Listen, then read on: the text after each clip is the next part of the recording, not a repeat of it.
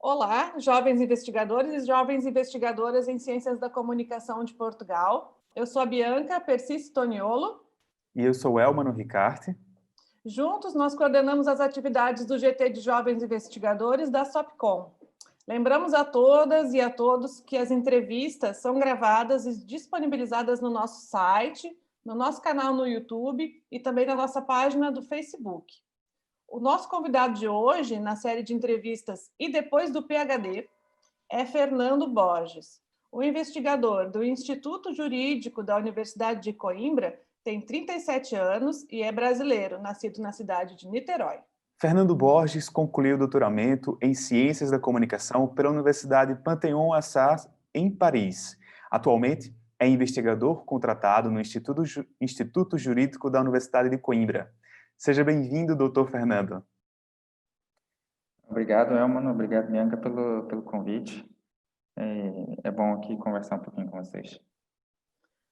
Fernando, então, por favor, conte-nos um pouco sobre o seu percurso profissional anterior ao doutoramento. Profissional e acadêmico. Sim. Antes do doutoramento, eu sou formado em Comunicação Social e Jornalismo pela Federal do Rio de Janeiro. E antes de fazer o mestrado, eu ainda trabalhei um pouco como jornalista, primeiro como estagiário num canal de filmes e depois como jornalista num canal esportivo, no Sport TV, da TV Globo. E depois eu achei que aquela carreira de jornalista tinha algumas dificuldades, tanto a nível financeiro, ou mesmo em termos de oportunidades, e achei que seria interessante enveredar para uma carreira acadêmica. Tinha alguns jornalistas, na verdade, que eu via como exemplo que faziam as duas coisas, e eu achei que poderia ser uma oportunidade e decidi fazer o mestrado. Em 2007, vim aqui para a Universidade de Coimbra, em Portugal, fazer o mestrado. Depois ainda voltei durante o período de escrever a dissertação. Eu voltei ao Brasil, porque não tinha bolsa na altura, voltei a trabalhar no Sport TV enquanto escrevia a dissertação. Depois, quando já estava para terminar o mestrado, surgiu uma oportunidade de trabalhar numa universidade em Cabo Verde. Era uma universidade nova, na altura tinha um ano da sua fundação, da sua criação. Eles precisavam de pessoas para trabalhar lá, tanto na área da comunicação, na área do ensino da língua portuguesa. E eu fui para lá e foram 3 anos de muito trabalho, muito aprendizado. O primeiro ano eu fiquei responsável por disciplinas de expressão e comunicação, sobretudo com ênfase no texto e língua portuguesa. Depois, nos 2 anos seguintes, eu tive a oportunidade de trabalhar na criação do curso de jornalismo da universidade, onde eu fiquei lá dando aulas e coordenando essa licenciatura, até que depois de 3 anos em Cabo Verde, eu achei que era preciso dar outro salto na carreira e fui fazer o doutorado. Qual é o motivo principal que lhe motivou a fazer o doutoramento? O motivo principal foi mesmo ver que estava bem inserido nessa carreira acadêmica, né? Comecei a lidar com o dia a dia do trabalho na universidade e vi que dentro dessa carreira acadêmica seria interessante, ou seria fundamental, na verdade, o doutoramento, né? Então, era uma coisa essencial para a evolução na carreira, né? Eu acho que faz muita diferença não só do ponto de vista científico, mas do próprio ponto de vista da organização e das hierarquias das universidades, o doutoramento. Então, foi pensando nessa evolução que eu decidi fazer o doutorado. Uhum. Fernando, então, no seu doutoramento, você estudou a mediatização e produção de conteúdo nos clubes de futebol. Pelo que a gente pode perceber, a partir do que nos contou sobre a sua carreira profissional, o futebol e o esporte sempre estiveram presentes na sua carreira. E foi a partir daí, então, que surgiu esse interesse, o interesse por esse tema? Sim, mas não só, não é? Eu acho que eu sempre, na verdade, assim, quando entrei na faculdade, né, de jornalismo, jornalismo esportivo não era propriamente o que eu tinha em mente, né? Como eu falei até no início, eu antes de ir para o jornalismo esportivo passei por um canal de filmes e acho que a cultura era o que me interessava mais no início, ou era o que me chamava mais atenção, era daqueles ratos de filme, e ao cinema sempre, e me via muito mais como essa parte, digamos, cultural, e às vezes até da parte política, do que propriamente o jornalismo esportivo. Mas com o tempo, eu fui vendo e, na verdade, interpretando o esporte também como uma manifestação cultural. E foi um pouco isso que eu trouxe, ou que eu vi tanto no trabalho de conclusão de curso, ainda na licenciatura, foi trabalhando essas questões, essa relação entre esporte, futebol, cultura. No mestrado também acabei trabalhando isso. Então, no doutorado foi um pouco dar seguimento a essa abordagem do futebol e o desporto como elemento de cultura, não é? Sobretudo. Em especial, o tema da tese, e que também é um pouco estratégia de escolha, que acho que todo mundo deve, às vezes, pensar um pouco nisso também, é avaliar um pouco o estado da arte que a gente tem em termos de produção e ver que existia uma carência. Né? Eu via também na altura que existia uma carência nessa área do estudo, da comunicação e do desporto. Ainda hoje existe essa carência, embora já tenha mais gente trabalhando e pesquisando nessas áreas, ainda existe essa carência. Então, foi normal, foi natural essa escolha. No caso da minha da minha tese especificamente, foi ver que os clubes de futebol estavam passando por processos de transformação, de exploração do que hoje se chama da propriedade intelectual, né, dos clubes, ver de que maneira eles poderiam explorar mais, até comercialmente, aquilo que eles produziam. E uma das coisas foi a produção da informação. Então, eu vi aqui duas coisas que me interessavam muito, que era o futebol enquanto elemento de cultura, ou até indústria cultural, e novas produções e novas formas de produzir conteúdo, né? Novas maneiras de se fazer esse jornalismo, entre aspas, né? Porque muita gente vai dizer que não é jornalismo, mas novas maneiras de se produzir informação, se produzir conteúdo, e utilizando técnicas de trabalho jornalísticas. Então, foi um pouco isso tudo que me motivou. Agora, claro, o gosto pelo desporto ajuda, não é? Em alguns aspectos, em outros nem tanto, porque convém, às vezes, você ter um certo distanciamento, né, para fazer pesquisa e investigação. É claro que, por um lado, é bom você ter alguma paixão, alguma motivação pelo tema, porque ao longo de anos e anos, às vezes pode se tornar cansativo, mas ao mesmo tempo é preciso algum distanciamento. E até hoje eu acho que gosto de futebol, mas já fico um pouco, não é neutralizado, mas você cria os mecanismos para se distanciar tanto às vezes e ver as coisas de maneira tão crítica que aquela paixão, digamos assim, já não é a mesma que era antes. Né? Sim, muito interessante o seu tema, viu, Fernando? Obrigado.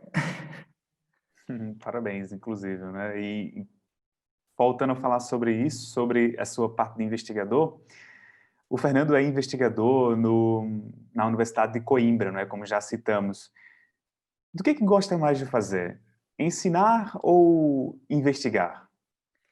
Bem, agora eu não tenho funções letivas, né? Eu tenho uma função mesmo só de investigador.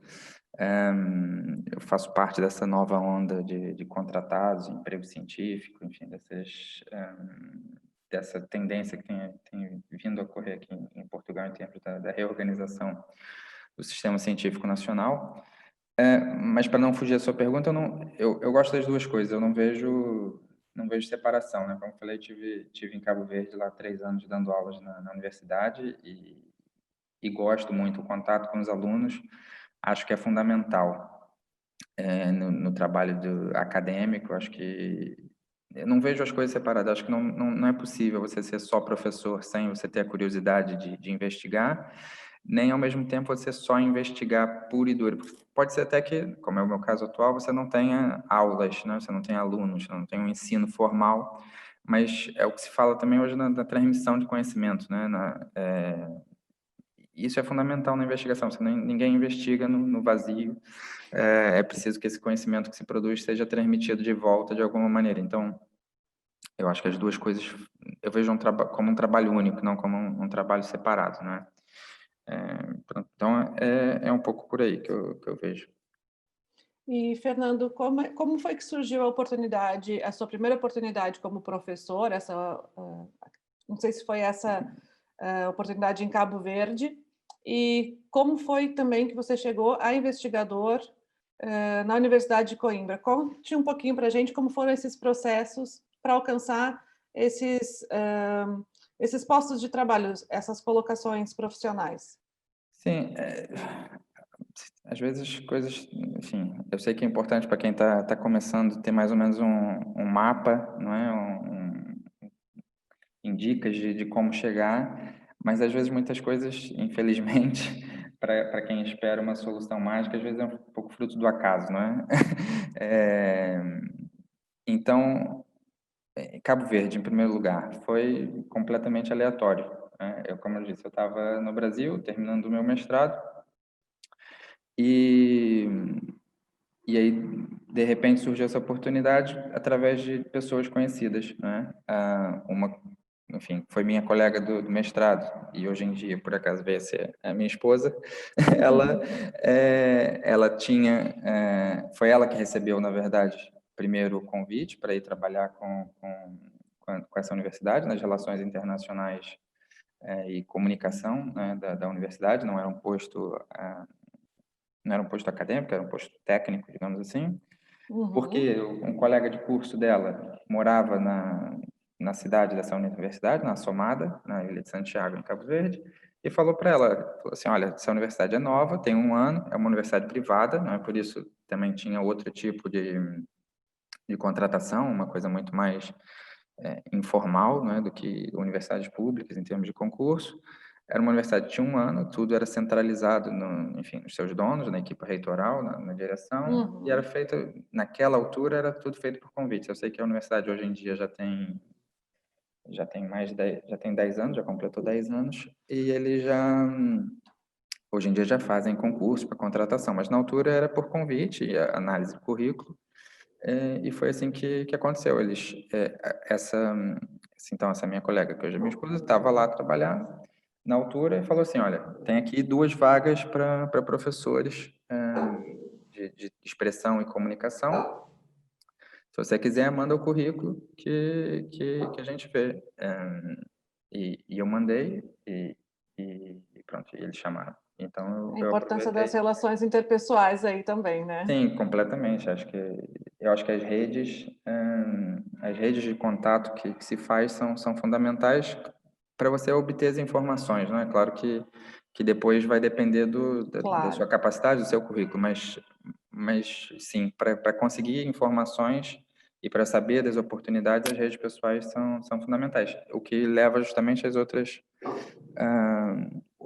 oportunidades de trabalho que eu tive aqui como investigador, aí já foi uma coisa mais formal, né? Eu já estava, eu na altura trabalhava como bolseiro de gestão científica na Lusófona, até esqueci disso, na parte do percurso profissional antes quer dizer, foi durante o doutorado, por isso não foi propriamente, não fugi completamente à pergunta que vocês fizeram, mas eu estava a trabalhar como bolseiro de gestão de ciência na Universidade de Lusófona e, enfim, era uma bolsa, né? E acho que dentro do universo acadêmico todo mundo sabe um pouco da precariedade, da fragilidade que são as bolsas. A minha estava para terminar, existia alguma possibilidade de ser contratado na Lusófona, mas não era nada muito garantido. E então eu comecei a procurar outras oportunidades, sempre atento aos concursos que se abriam. Vi que tinha aberto esse concurso aqui no Instituto Jurídico e me candidatei, mas aí foi um processo já de conhecimento um pouco enfim, do sistema, não é? De ver onde é que estão as informações, onde é que são publicados os concursos, as vagas. E aí me candidatei e foi um processo normal de concurso, né? Primeiro análise curricular, depois a entrevista e depois a contratação. Foi assim. Fernando, e na sua opinião, o que foi fundamental nessa sua trajetória profissional para conseguir a primeira colocação profissional depois do PhD? Assim, considerando que a minha primeira colocação profissional do PhD é essa que eu estou atualmente, né, como investigador aqui contratado na Universidade de Coimbra, o fundamental foi um pouco o trabalho que eu fiz prévio, sobretudo na Universidade Lusófona, né? Eu fui bolseiro de gestão científica lá num centro de investigação e eu fui primeiro um pouco por causa da diretora do centro, que era alguém que trabalhava na área da sociologia do desporto, achando que podia, enfim, desenvolver um pouco essa parte da investigação. Entretanto, ela, por motivos pessoais, saiu da direção do centro. Então, enfim, a pessoa que, de certa forma, me contratou e que, de certa forma, tinha um interesse temático de investigação já não estava mais lá. As minhas funções foram, né, mudando, quer dizer, já tinha essas funções antes, mas as funções foram ficando ainda mais para essa parte de gestão do centro, né? O centro, ainda por cima, passou por um processo de fusão com outro, depois veio o processo de avaliação das unidades de investigação da FCT. Não sei se todo mundo está familiarizado com isso, mas são, enfim, avaliações que a cada 5 anos que os centros de investigação passam, e que é um processo, enfim, bastante puxado, importante para os centros, né? Vem o dinheiro, financiamento para os 5 anos seguintes. Então, todo esse processo de elaboração de relatórios, de estímulo a candidaturas de investigação, linhas de projetos de financiamento, o próprio funcionamento interno da FCT e do sistema científico, foi uma coisa que eu fui aprendendo muito lá na Lusófona, e foi isso que foi fundamental para me contratarem aqui. Porque quando abriram o posto de investigador, não é? Eu estou no Instituto Jurídico, é a faculdade de Direito, né? Não é propriamente a minha área, eu sou como falei, sou de comunicação. Então, o fundamental para estar aqui, e era isso que eles queriam também, né? Era alguém para fazer essas funções de gestão da ciência, foi fundamental conhecer o sistema científico, né? O nacional e internacional. Então, é preciso conhecer como é que funciona a FCT por dentro, é preciso conhecer como é que funcionam os centros de investigação, foi preciso conhecer, em termos europeus, os programas de investigação, os programas de financiamento.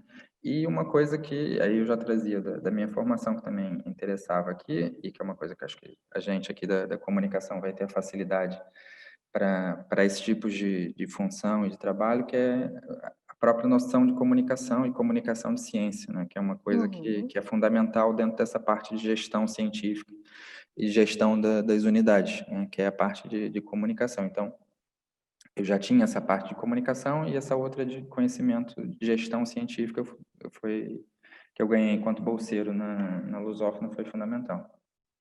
Fernando, então você desenvolveu paralelamente uma atividade profissional quando foi doutorando, ou seja, foi bolseiro também, não é isso? E como foi, Fernando, conciliar a vida pessoal e a vida profissional e acadêmica durante esse período, com tantas responsabilidades? Assim, enfim, dá algum trabalho, não é?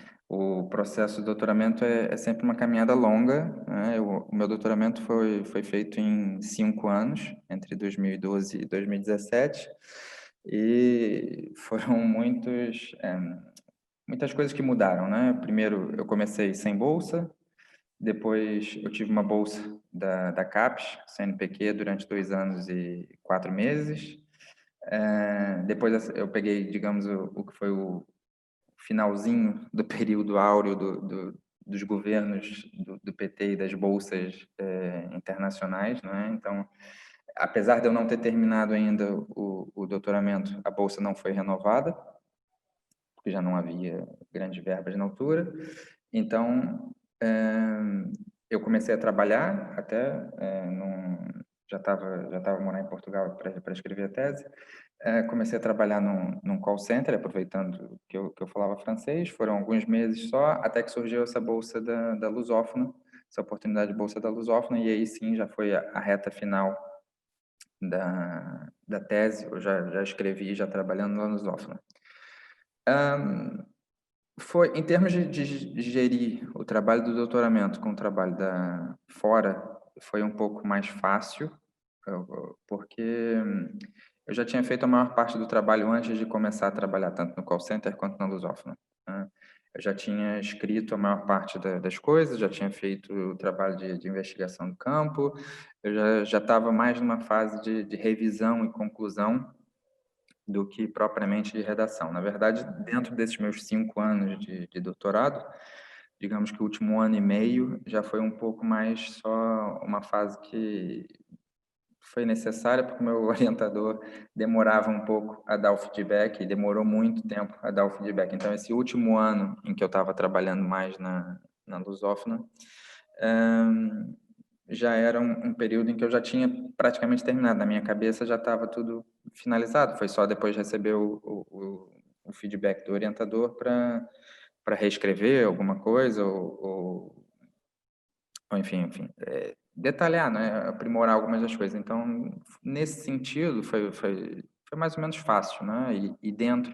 E a vantagem, assim, estando na lusófona, estando num ambiente acadêmico, as pessoas entendiam quando eu precisava tirar um pouco enfim, um pouco do meu tempo de trabalho, se fosse para escrever, se fosse para pesquisar, se fosse para apresentar trabalhos em congressos. Então, havia esse estímulo, né? Estando trabalhando dentro de um centro de investigação, a minha produção acadêmica, como doutorado, era uma coisa que beneficiava não só a mim, mas beneficiava o próprio centro, porque contava para a produção acadêmica do próprio centro.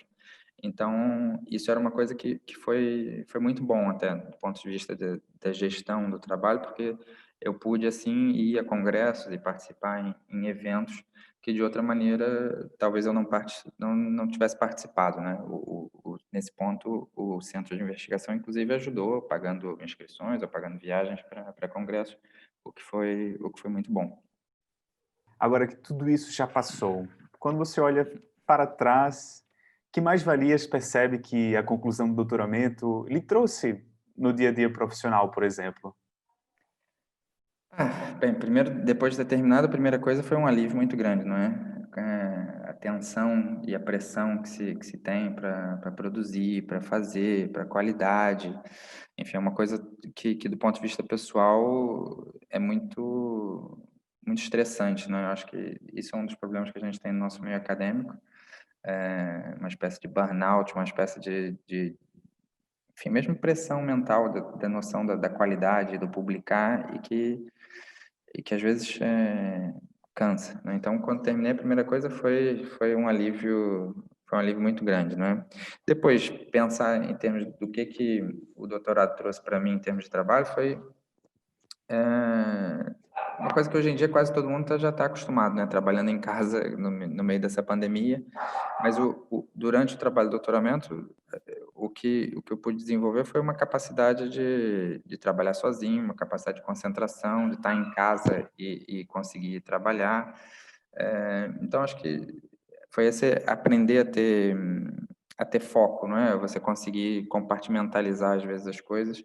É uma coisa que eu acho que eu aprendi em termos de trabalho de doutoramento. Fernando, e como é que você acha que o doutoramento lhe abriu portas e oportunidades profissionais? De que forma isso aconteceu? Como qualquer formação pessoal, né, como qualquer não, como qualquer curso, o doutoramento traz conhecimento e conhecimento sempre abre oportunidades, né? Eu nunca vi ninguém no mercado de trabalho dizer que conhecimento não ajuda, né? Pelo contrário, quanto mais conhecimento, quanto mais experiência, se você fizer isso de uma maneira sempre positiva, abre sempre mais oportunidade. A gente falou mais cedo também da importância das relações pessoais, e um doutoramento também é relações pessoais, seja com seus colegas de curso, seja com seus professores. Então, é sempre fundamental você abrir portas nesse sentido, e o doutoramento permite que você vá a congressos, permite que você encontre pessoas, permite que você, enfim, faça toda uma série de rede, né? Porque é preciso ver o doutoramento como um próprio trabalho, né, em si mesmo, e não só como um estudo clássico, digamos assim. Não é a mesma coisa que está na licenciatura, não é a mesma coisa que está no mestrado, é outra etapa, né? E nessa etapa, então, é preciso investir nessa formação, sabendo que a formação não é só a tese, né? Tem todo um outro leque de coisas que é preciso investir. Agora, uma coisa que também é preciso, às vezes, ter em mente é que é uma maratona, né? É uma carreira longa. A gente, para conseguir esse primeiro posto, seja como professor, como investigador,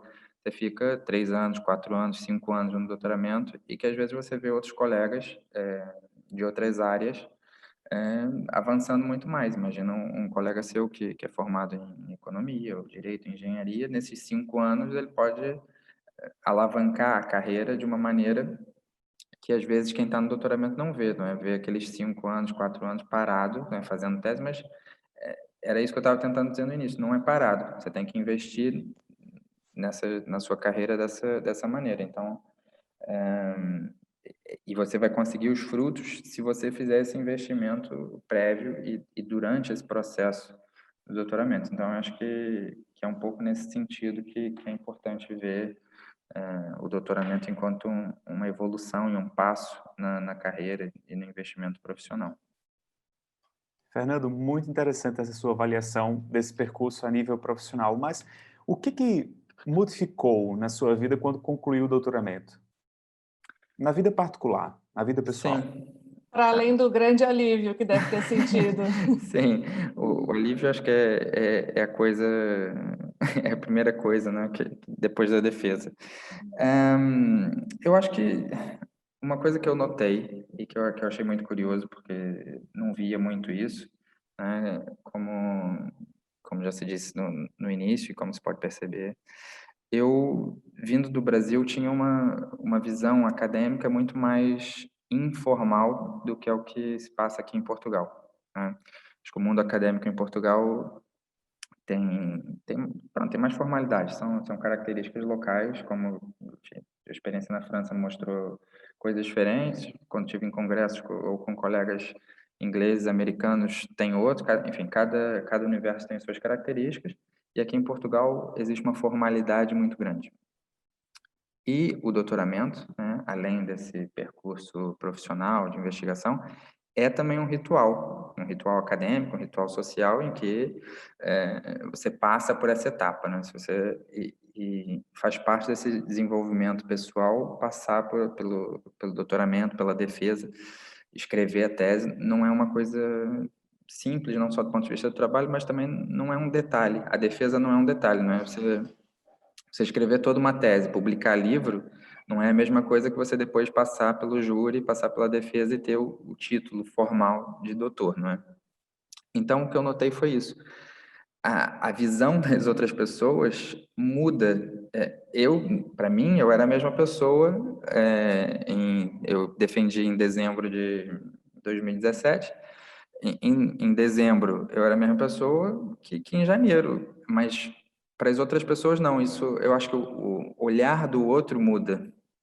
Quando você tem, enfim, por mais que eu pessoalmente não ligue essas formalidades, o universo em que a gente está inserido aqui, sobretudo aqui em Portugal e no Brasil também, apesar da informalidade, não quer dizer que no Brasil não seja isso o caso. Eu acho que isso mudou a visão das outras pessoas, a forma como as outras pessoas passaram a tratar e reconhecer o trabalho, enfim, é, parece pequeno e pode parecer às vezes até um pouco ridículo, desculpa dizer, eu não quero com isso desmerecer as pessoas que pensam e que fizeram assim, mas é como se a ideia, enfim, você está numa reunião de trabalho, a ideia de uma pessoa com doutorado tem um valor, a ideia de uma pessoa sem um doutorado tem outro valor. Mais uma vez, eu não estou defendendo isso, mas é o que acontece, foi uma das coisas que eu senti em termos profissionais. Uhum. E por falar nesse momento da defesa, né, de finalização desse processo, o momento aquele do júri, conte-nos qual foi o comentário feito pela sua banca de avaliação que mais lhe marcou. Comentário assim, não lembro de nenhum especificamente que tenha marcado. O que me marcou muito foi, digamos, a generosidade da banca, porque, como eu falei, o meu último ano e meio do doutoramento foi um período muito tenso em relação à tese, né? Eu mandava e-mails ao meu orientador, ele demorava muito tempo a responder, eu via o tempo passando, eu já não, enfim, a situação profissional, eu não via as coisas avançarem, né? Eu queria terminar o mais rápido possível, porque já tinha terminado de escrever, então foi tenso nesse sentido, era tenso do ponto de vista da escrita da tese, porque tendo sido na França, o meu orientador, a universidade dava a opção de escrever em inglês ou em francês, o meu orientador não falava inglês, então teve que ser tudo em francês.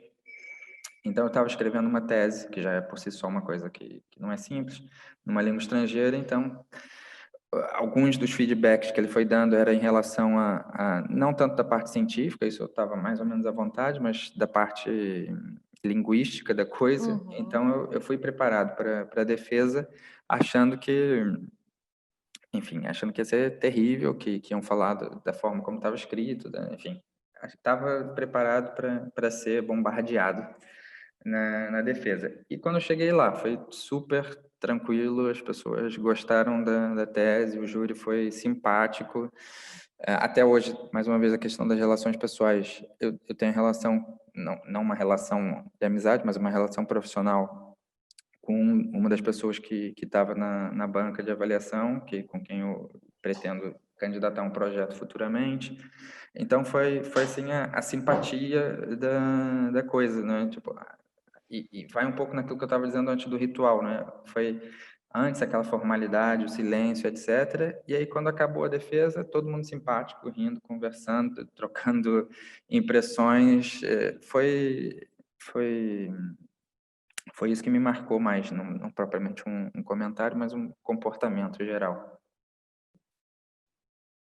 Isso é bem notável, né? Muito interessante. Inclusive, você que fez um doutoramento em Ciências da Comunicação em uma universidade francesa, na Universidade Panthéon-Assas. Então, o que notou de diferença? Ou seja, quais os pontos fortes e fracos que podem nos destacar desse doutoramento realizado lá? Uma coisa que eu notei, não sei se é só francesa, mas uma coisa que eu notei que era muito forte na elaboração da tese, ou se era uma coisa do meu orientador, ou se é uma coisa francesa, era um pouco, ele puxava por mim para eu, digamos, conceituar as coisas, que não fosse só um trabalho de descrever, de analisar, de ver a coisa criticamente, né? Como eu falei no início, eu estava trabalhando os clubes de futebol e a produção de informação dentro desses clubes de futebol. Então, o que ele puxou por mim foi do tipo, então, mas você tem que conceituar isso, o que é isso, né? Então, esse exercício de olhar para aquilo que estava sendo analisado e tentar construir, de certa forma, um modelo, tentar, de certa forma, produzir uma definição para o que era aquilo, foi um desafio que foi muito interessante. Eu acho que isso foi uma coisa que eu trouxe para mim, que eu guardei em termos científicos e acadêmicos, que acho que foi um diferencial. Não sei se acontece mais ou menos em outros lados, mas para mim foi uma coisa que era muito... E eu via, que eu digo que é muito francesa, porque eu via também nos meus outros colegas, e via em outros trabalhos franceses, eu acho que essa preocupação em definir, em conceituar, é uma preocupação, faz parte dessa linha acadêmica francesa. E há alguma característica do seu curso, Fernando, que gostaria de modificar, se fosse possível? Não, acho que não, quer dizer, não sei, não penso dessa maneira. Talvez para clarificar em termos do curso, é um curso que foi muito peculiar ainda hoje, quando eu falo do curso com outros colegas aqui em Portugal, no Brasil, é muito diferente da estrutura daqui desses dois países.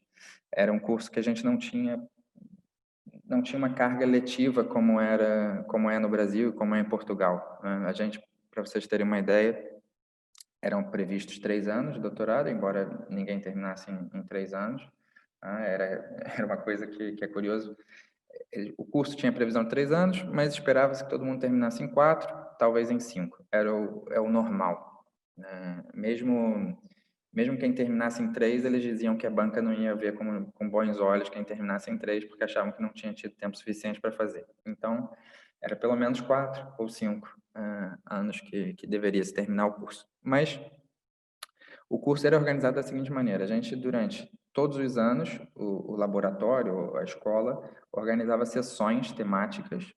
Você tinha 2 sessões que eram sempre as mesmas, todos os anos, que eram um pouco, não era bem metodologias, mas era de trabalho científico, e o sistema de funcionamento do sistema científico francês.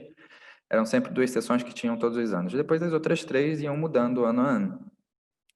No primeiro ano, os alunos que estavam matriculados no primeiro ano eram obrigados a frequentar essas sessões. Os alunos dos outros anos poderiam frequentar essas sessões se quisessem. Já não era obrigatório. Então, era uma dinâmica de trabalho que dava muita liberdade, na verdade. Então, eu não sei se eu mudaria isso, era uma coisa que eu gostei. Eu acho que as aulas durante o doutoramento são boas, claro que são, não vou dizer que não, mas ao mesmo tempo eu acho que acabam condicionando um pouco o trabalho de cada um, não é? E eu gostei muito desse aspecto da liberdade do trabalho. Eu pude me dedicar às minhas leituras, as leituras que eu queria, as leituras que eu achava importantes para a tese. Então o meu tempo foi todo dedicado realmente para minha tese e para o meu trabalho. Eu não tinha que fazer trabalhos das cadeiras, não é? Do doutoramento. Eu não tinha que fazer, mesmo que a gente aproveite um pouco, né, o trabalho dessas cadeiras para a tese, depois você sempre acaba tendo que fazer certos ajustes. E eu acho que isso eu gostei, que foi o que me deu bastante liberdade. E até não quer dizer que eu tenha feito só aquilo que eu queria, porque uma das sessões foi de economia dos média, por exemplo. Era uma área enfim, que eu não conhecia assim muito. A professora foi extremamente interessante, foi uma área que me influenciou bastante. Então, esse modelo também permitiu que eu entrasse em contato com coisas que eu não conhecia também. Então, eu acho que funcionou bem, dando liberdade, dando conhecimento, por isso acho que eu não mudaria propriamente nada no curso. E, Fernando, agora puxando para uma outra direção a nossa conversa. Quais são os conselhos que você deixa para outros jovens investigadores que estejam agora a traçar o seu futuro profissional, pessoal? Eu acho que dentro da área da comunicação, especificamente, eu acho que tem que ter alguma vocação, né? Saber que, como eu falei, isso é uma carreira longa, é uma coisa que dá trabalho, diferente de outras áreas, por exemplo, engenharia ou nas áreas tecnológicas em que o mercado de trabalho tradicional consegue absorver as pessoas que fazem doutoramento já, né? Dentro da área das ciências sociais e humanas, ainda não há tanto essa absorção, né? Quem faz realmente o doutoramento, eu acho que é mesmo para ir para uma área científica, que é para ir para uma área acadêmica, e por isso que eu acho que tem que haver uma vocação. Por isso, em termos de conselho, eu acho que as pessoas que decidem ir pelo doutoramento têm que pensar bem antes de fazer, para saber o investimento que é e o retorno que dá, não é? Eu acho que isso vale para qualquer área e aspecto da vida, né? A pessoa tomar suas decisões de maneira consciente e esclarecida agora. E depois tendo tomado essas decisões, se for de maneira esclarecida e consciente, meter o pé e ir a fundo e se dedicar ao máximo, porque é só assim que você consegue ter o retorno esperado. Fernando, você podia, então, para finalizar, deixar uma breve mensagem de incentivo a outros jovens investigadores na área das ciências da comunicação de Portugal, que estão agora traçando o seu percurso e que querem, assim como você, chegar lá e concluir o doutoramento com uma tese aprovada e um júri, quem sabe, generoso também? Eu acho que, em termos de motivação, sei lá, eu acho que é aproveitar esses momentos, aproveitar quem é jovem investigador, ou quem está ainda no trabalho, no processo, é aproveitar essas iniciativas que vocês, por exemplo, fazem, o grupo de jovens investigadores da SOPCOM. Eu já conheço, já antes até do Elman e da Bianca estarem à frente do grupo, e sempre foi, acho que tem uma tradição de muitas atividades, muito dinamismo, que refletem um pouco o que é preciso nessa altura, é mesmo aproveitar essas oportunidades, ir a congressos, participar de grupos, não ficar preso só à própria tese, não ficar, ainda mais agora em época de pandemia, não ficar trancado só no seu próprio cubículo, estudando, mas é aproveitar mesmo e aproveitar essas iniciativas que o GT faz, por exemplo. É aproveitar e conhecer as pessoas, e eu acho que é isso. Fernando, em nome do GT de Jovens Investigadores da Sopcom, agradecemos a entrevista realizada aqui em nossa sessão e depois do PhD. Fernando, muito obrigada. Também agradeço eu, em nome do GT, por partilhar com a gente e com os nossos colegas o seu percurso e a sua experiência. Esperamos que possamos continuar contando consigo nas atividades do GT. Sim, claro, e eu é que agradeço o convite. É sempre bom poder partilhar um pouquinho. Espero que ajude quem assiste aí em casa. E obrigado e parabéns na verdade, parabéns pelo trabalho que vocês fazem no GT, que realmente é muito interessante. Muito obrigada. Até a Obrigado. próxima. Obrigado, até.